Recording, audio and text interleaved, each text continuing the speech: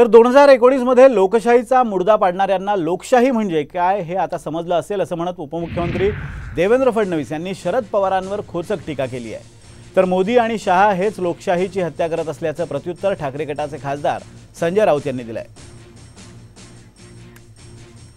बहुमताला महत्त्व आहेच आणि केवळ बहुमताच्या आधारावर झालेला नाहीये, सगळ्या गोष्टींचा विचार झालेला आहे।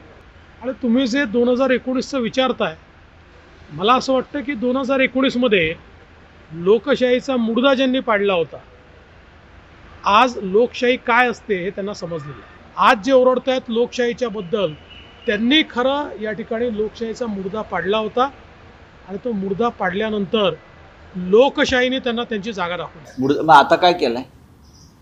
निवडणूक आयोगाच्या हातामध्ये एक ते निवडणूक आयोगाच्या गळ्यामध्ये मोदी शहांचा पट्टा आहे गुलामीचा, आणि हातामध्ये हत्यार आहे लोकशाहीचा खून करण्यासाठी। निवडणूक आयोग ही एक सुपारीबाज संस्था आहे। मोदी शहांच्या सुपाऱ्या घेऊन राजकीय